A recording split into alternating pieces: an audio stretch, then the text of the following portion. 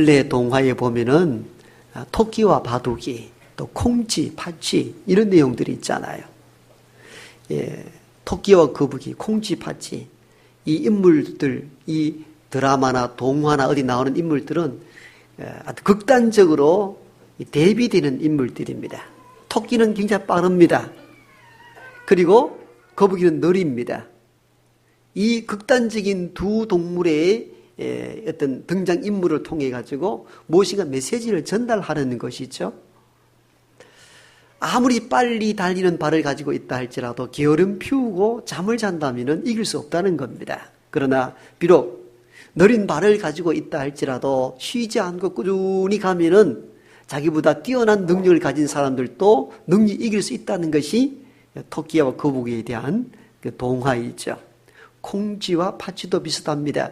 계모 밑에서 고난을 받는 콩쥐이지만도 선하게 열심히 사는 자에게 하늘의 은혜가 있다는 것. 그 왕자를 만나는 이런 일들이 콩쥐에게 일어나잖아요. 자, 토끼와 바둑이, 콩쥐와 팥쥐 다 극단적인 두 인물들이죠.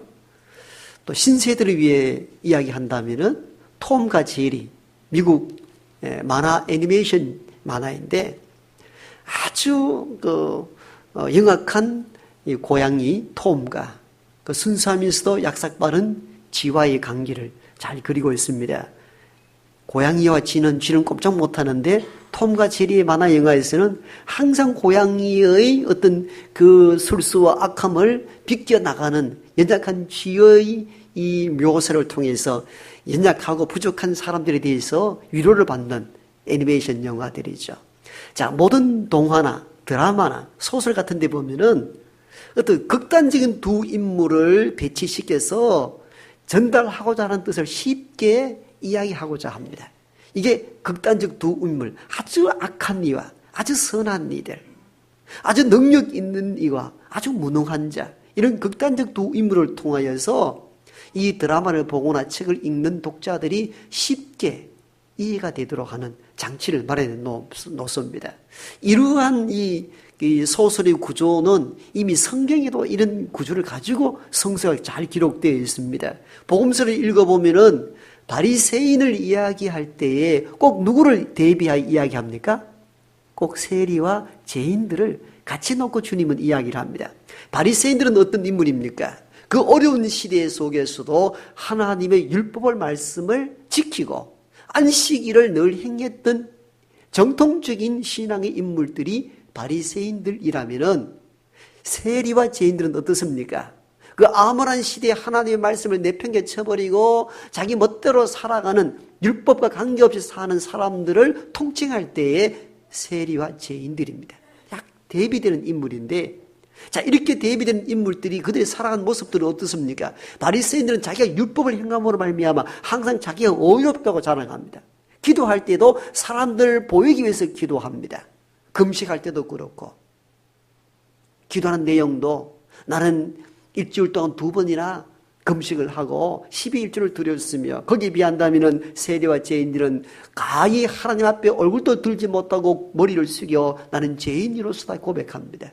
그러므로 바리새인과 세리, 주님은 오셨을 때 바리새인들은 자기 의로움으로 주를 배척한다면 이 죄인이었던 세리들은 자기의 죄인을 인식하고 주의 복음을 받아들입니다.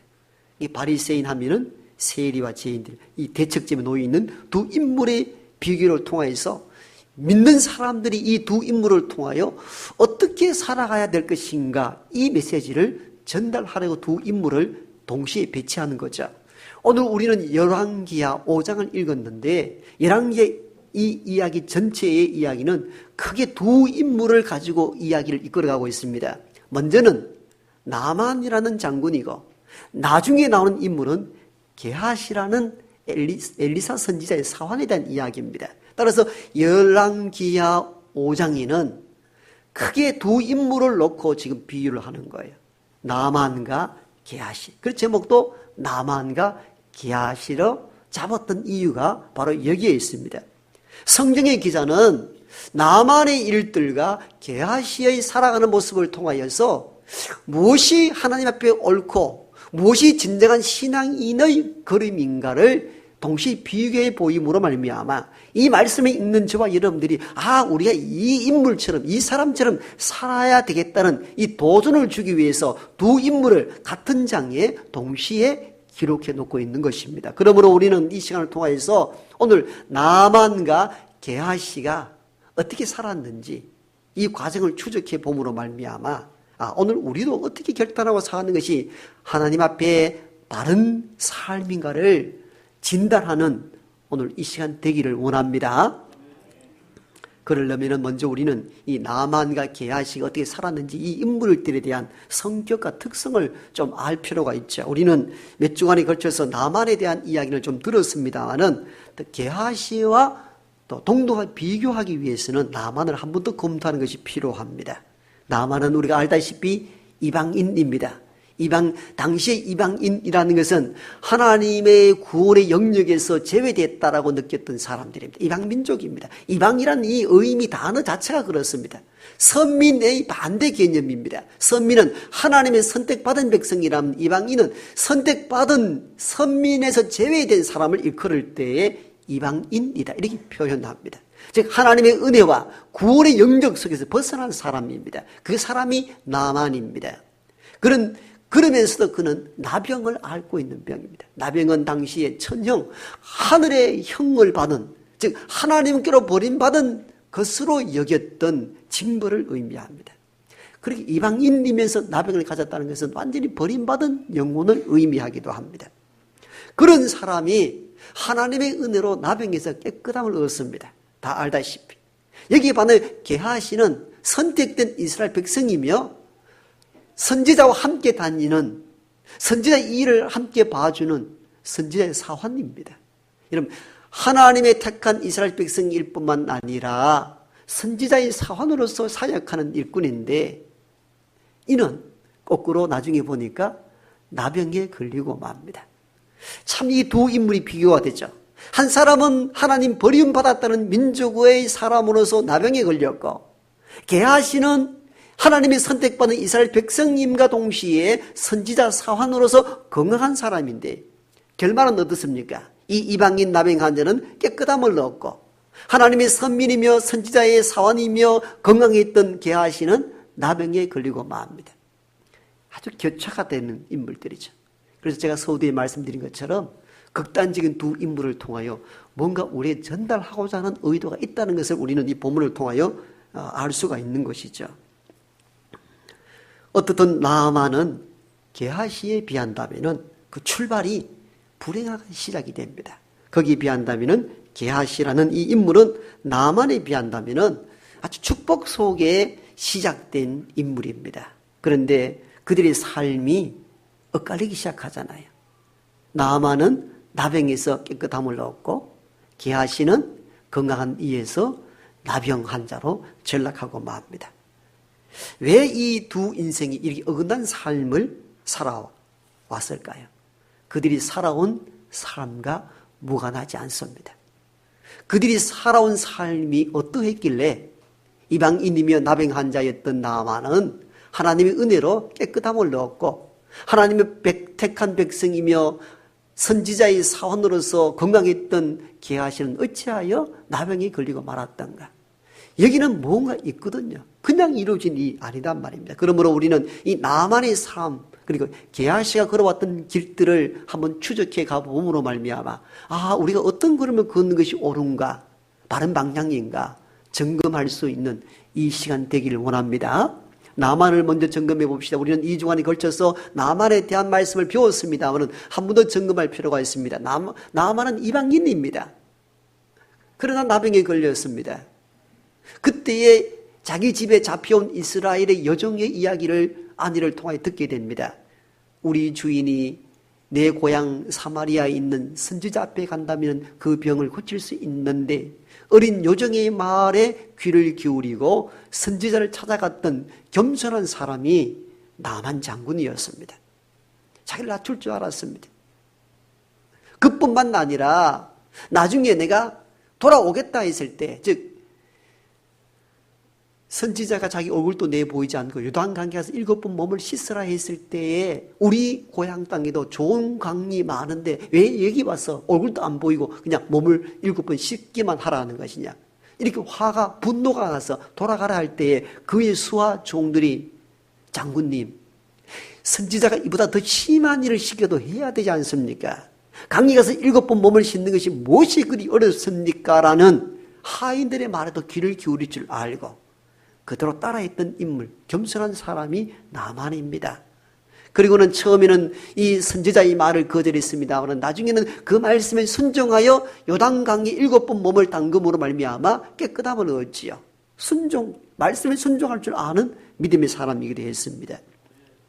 나병에서 건강해지고는 그대로 자기 고향으로 돌아갔던 인물이 아니라 건강해짐을 알고는 다시 선지자에게로 돌아왔습니다. 이 말은 우리가 들었다시피 신앙의 자리로 돌아왔다는 겁니다. 여러분, 우리는 기도, 어떤 병에서 고쳐달라, 자식 잘 되게 해달라, 뭐 해달라. 그때는 하나님을 찾고 하나님 앞에 나와 기도하면서도 정작 하나님께서 그 은혜로 그 일을 이루어지게 하시면 다 세상 길로 떠날 때가 많아요. 그런데 이 나만을 보십시오. 자기 몸이 깨끗함을 얻고도 자기 나라로 돌아가지 않고 선지자 앞으로 돌아왔잖아요. 저와 여러분들이 이 나만처럼 하나님의 은혜를 입고도 언제나 신앙의 자리로 돌아갈 수 있기를 원합니다. 그래야 되는 거예요. 그리고 이 나만은요, 전에 못 다룬 부분 하나 더 다루는데 하나님께 진심으로 예배하고자 원했던 사람입니다. 결국은 그가 고향으로 돌아갈 때에 선지자에게 이렇게 부탁을 하죠. 선지자님, 이 이스라엘의 흙을 내가 좀 가져갈 수 있도록 해 주십시오라고 요청합니다. 이스라엘의 흙을 왜 가져가겠다는 겁니까? 이스라엘의 흙을 가져가서 자기 고향 땅에 가서 제단을 쌓고 거기서 하나님께 예배를 하겠다는 겁니다. 그럼 꼭 왜 이스라엘 흙입니까?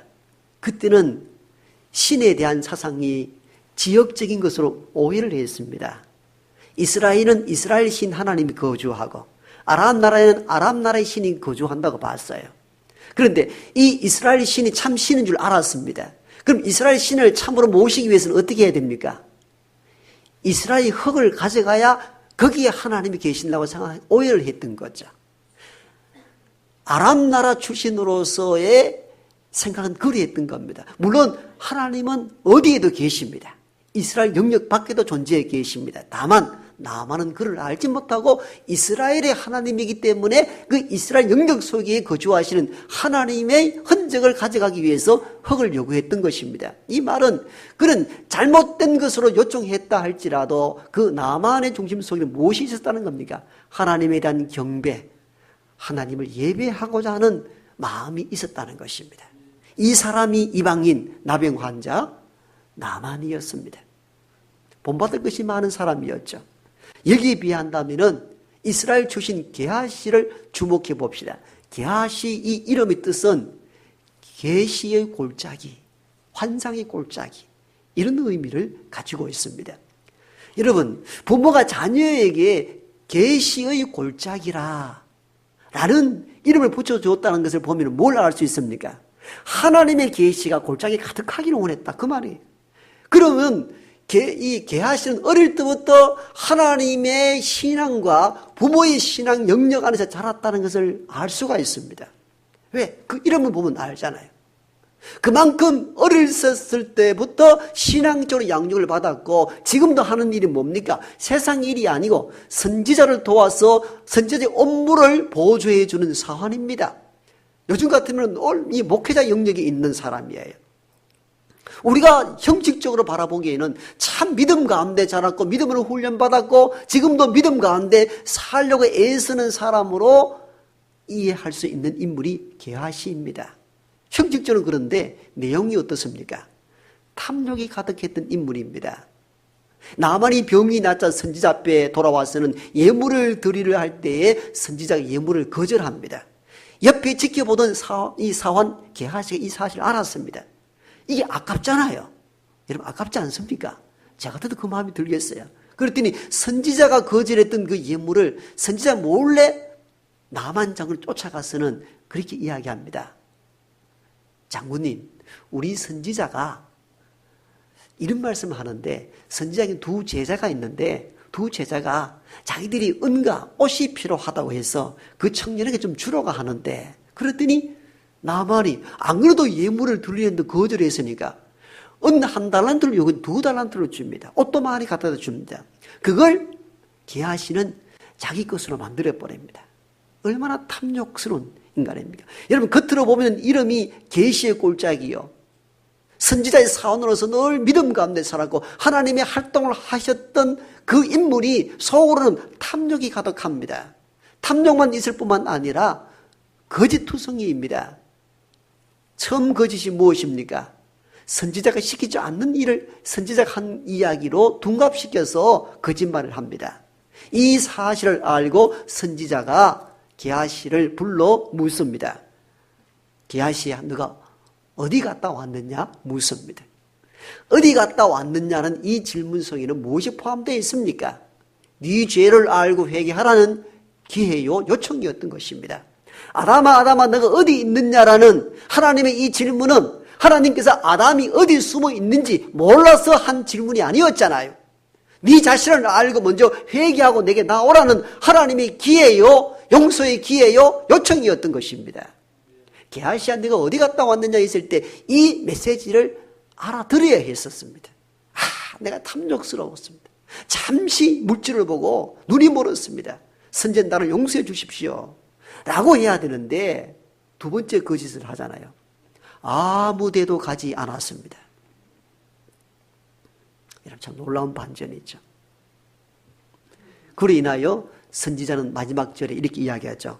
나만의 나병이 너에게 들어 너 자손에게 미쳐 영원토록 이르리라 하니 게하시가 그 앞에서 물려나오며 나병이 발하여 눈같이 되었더라. 이게 마지막 구절입니다. 여러분, 열왕기하 5장은 나만의 이야기로 시작했다가 게하시 이야기로 끝을 맺습니다. 왜 이런 두 인물의 구조를 가지고 이야기합니까? 이 두 인물의 비교를 통하여 우리가 어떤 인물을 따르고 어떻게 살아야 되는가에 대한 답을 주시기 위하여 극적인 두 인물을 비교해 보인 것입니다. 여러분, 우리가 동화나 드라마나 소설을 읽을 때에 극단적 두 인물을 통하여서 이 선한 사람을 추구하고 이걸 따라가야 되겠다는 마음들이 막 생기잖아요. 성경의 구조도 이와 같은 구조로 우리를 이끌어 가시는 거예요. 나만의 이야기에서 끝내지 아니하고 그 다음에 이어서 게하시의 인물을 이야기하는 데는 바로 이런 대비가 있습니다.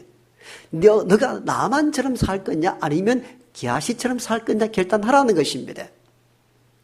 우리는 이 본문을 통해서 왜 이 두 인물을 비교해 놓았는지를 정확하게 읽고 점검할 필요가 있습니다. 그 첫 번째는 외형적인 모습이 아니라 중심으로 하나님을 향하는 자를 필요로 한다는 것입니다.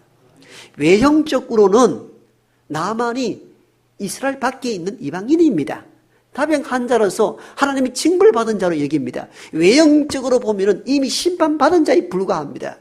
외형적으로 보면 게하시는 어릴 때부터 하나님의 이 영적인 이름을 갖고 태어났고, 그리고 하나님의 선지자 옆에서 하나님의 활동을 하셨고 하나님의 일을 돕는 믿음의 사람으로 보입니다. 그런데 속은 어떻습니까?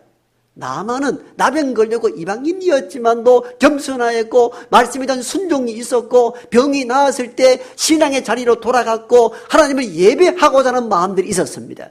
거기에 비한다면 게하시는 외형적으로는 선지자와 함께 활동하는 사원으로서 믿음 생활 잘 하는 것 같아 보이지만도 그 중심은 어떻습니까? 탐욕을 품었습니다. 거짓투성이입니다. 이 결과가 얼마나 큰 결과를 가져옵니까? 하나님은 우리의 외모를 보시는 것이 아니라 마음의 중심을 보시는 하나님이십니다. 여러분, 사무엘상 16장에 보면요, 하나님께서 말씀에 불순종한 사울을 버리고 사무엘을 통하여서 그 다음 이새의 집에 가서 내가 선택하여 기름 부을 왕을 선택하라 하는데 사무엘이 이새의 집에 갔는데 눈이 희둥그레질 정도로 진짜 인물단 인물을 만났습니다. 그가 이새의 큰 아들 엘리압이었습니다. 키도 크고 인물도 얼마나 좋은지. 누구 닮았습니까? 한번 봅시다. 그래서 사무엘이 어떤 사람입니까? 어릴 때부터 나실인으로 성전에서 훈련받고 믿음 가운데 살았던 인물입니다. 대단한 선지자입니다. 그래서 선지자가 봐도 엘리압이 참 왕감이로 보인 거예요. 그래서 그의 기름 부어 왕을 세우라 할 때 하나님이 너! 사무엘에게 말씀합니다. 사람은 외모를 보거니와 나 하나님은 중심을 보느니라. 저는 이 구절을 보면서 야, 사무엘도 외모를 보구나. 외모를 보구나. 요즘 제가 담임을 찾는다고 이력서를 넣고 면담만 하면은 저를 뽑아줄 때가 있겠나 이 생각할 때가 많아요. 키도 작죠. 빼빼 말랐죠. 눈은 찢어졌죠. 성깔 무서워 보이죠. 근데 덩치가 크고 얼굴도 허락 이런 사람들이 그래도 보기가 낫단 말이에요. 실제 그렇잖아요. 근데 어찌하여 저를 뽑으셨습니까? 그때 장로님도 내가 신기해요. 요즘 봐도 제가 신기하고 거기다 아는 4명을 들고 달고 왔으니까 전혀 적합하지 않는 인물이에요. 사무엘도 외모를 봤는데. 근데 우리가 이 참 중요한 대목을 만나게 됩니다. 여러분, 이 나만과 게하시의 이야기를 계속 하는 의도를 빨리 체크를 해야 되는 거예요. 하나님은 외형적인 어떤 신앙의 모습보다도 우리의 마음 중심으로 어떻게 하나님을 향하여 나아가는가, 이걸 중요하게 보는 줄 믿습니다. 그러면 우리가 얼마나 오래 믿었는가, 얼마나 교회에서 봉사를 많이 했는가, 내가 어떤 직분자이냐, 이것보다 더 중요한 것이 있습니다. 진심으로 우리의 마음으로 하나님을 향하고 있는가? 하나님은 그걸 가장 귀하게 보십니다. 우리의 마음이 정말 예배의 자리에 와 있는가? 이걸 보시는 거예요. 오늘 옷을 잘 갖춰 입고 주일이기 때문에 예배에 참석했기 때문에 내 할 도리를 다 했다고 하는 형식주의에서 벗어나서 나만처럼 진심으로 예배의 자리로 나아갈 수 있기를 원합니다. 하나님은 이런 자를 찾으시는 거예요. 왜 나만과 게하시라는 두 인물을 비교해 보이십니까? 바로 형식적으로는 신앙 가운데 산다고 말하지만도 탐욕과 거짓으로 신앙과 멀어져 있는 형식주의에 빠져 있는 게하시처럼 살지 말라는 거예요. 그래야 또는 실패하고 넘어질 수밖에 없다는 겁니다. 남에게 걸렸다는 이 의미가 무엇이겠습니까? 그 형식적인 것들이 그를 파멸케 했다는 것을 의미하는 거예요. 비록 눈에 보이기는 이방인이며 남의 한자였지만도 마음 중심으로 하나님을 향하고 신앙과 말씀과 순종 안에 살았던 나만에게는 남에게서 깨끗함을 얻었다는 의미가 무엇이겠습니까? 진짜 중요한 것을 우리는 오늘 놓치고 살잖아요. 오늘 많은 기독교인들이 있습니다만은 오늘 우리는 게하시처럼 형식적 보이는 신앙인으로 살아서는 안 됩니다. 하나님은 정말 우리 마음의 중심을 보십니다. 이걸 놓치게 되면 우리는 게하시처럼 파멸에 이르고 말게 될 것입니다. 그러면 우리는 나만 비록 보이는 것은 이방인이며 다른 한자였지만도 그가 말씀에 순종하고 예배의 자리로 나아가고 참 예배를 드리고자 원하는 나만처럼 속이 있는 진실한 신앙인으로 살아가는 저와 여러분 되기를 소망합니다. 아버지 하나님, 오늘